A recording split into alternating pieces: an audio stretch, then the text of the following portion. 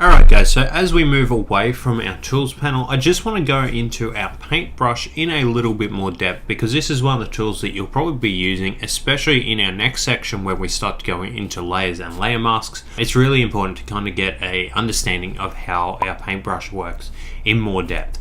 Alright, so we've obviously got our paintbrush selected here, and again, just to reiterate, you can right click on that, change our sizing and our hardness, and you can also hit Control and Alt and adjust the hardness and the size there as well. Alright, I prefer to go into this way and just kind of adjust the hardness this way in the size by right clicking. Alright. Now, obviously our colors, doesn't really matter what color we've got here. I'm just going to keep the generic black and white. If you hit D, it'll return to the black and white. So if you want to get that nice and easily just back to a black and white, say if we've changed this to that color, I don't even know what that is, and maybe to a bluey color. Alright, if we want these just black and white, we can hit the D key and it will return it back to the default. Again, if we hit X, it'll kind of cycle between those two colors of background and foreground color. So in our option bar up here guys, obviously you've got this drop down. Now this here will bring up the same thing as if we're right clicking over in our canvas space. We've also got our brush settings over here, which is popping this up here because I've got it selected up in my windows. So I've got my brush settings here. We're going to go into that in more depth in a minute or two. And then you've got blending modes next to it in the options bar here. We're going to go into this in the next section when we start looking at layers and blending, or layers and layer masks. These blending options are really handy, and just bear in mind that you can use them with your paintbrush as well. Your next up here is your opacity and flow and smoothing. Just for this video, we're only going to be touching on opacity and flow. Opacity is obviously going to change the transparency of your brush. So if I come in here, I'm going to increase my paintbrush size by hitting your square brackets, and obviously that's 100% there. Right, now I can obviously drop these down to 48-50%, and obviously it's going to kind of change the opacity of it there. I can also use our numbers along our keyboard. So if I hit 1, it'll automatically give us a 10%, 20% is 2, 3 is 30, 40, 50, and 60, and so on. And you notice here that they're starting to overlap, and you kind of get a little bit of transparency through, and you can kind of see the paintbrushes underneath. Right, so opacity is a very handy way of just different layering things up. Now it works in much the same way as flow.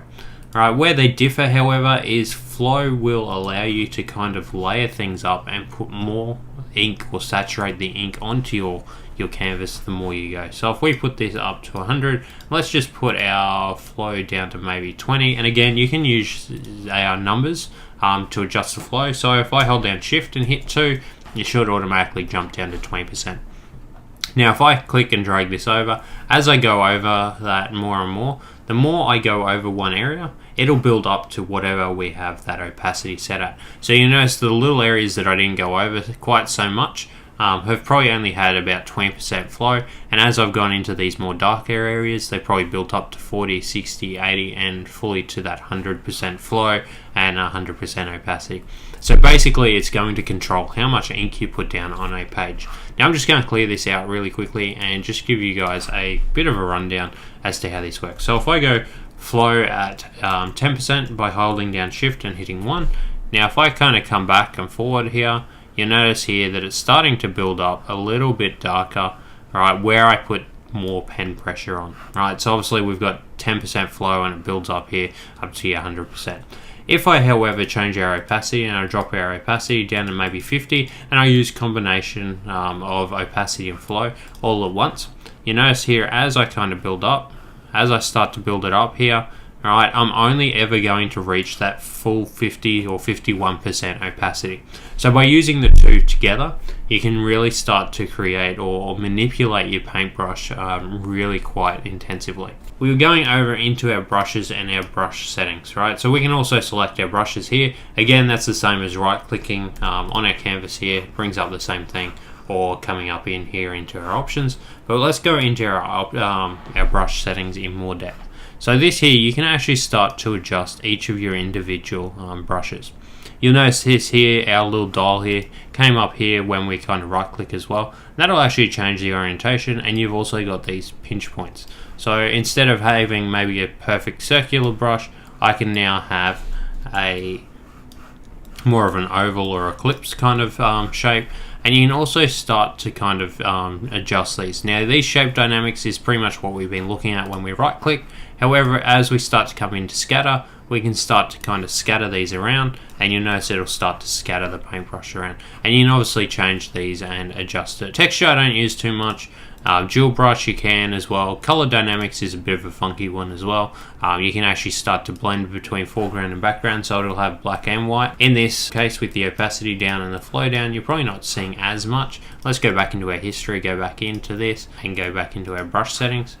And now you'll probably see, where is our 59 control, apply per tip. Alright, and you can see there that it's starting to do a build up or a combination of both that foreground and background color.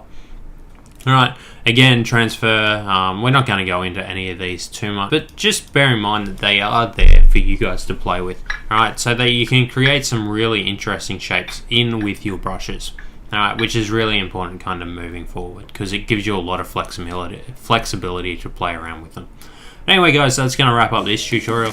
In the next one, let's go over layers and layer masks, because that's another really key component of Photoshop.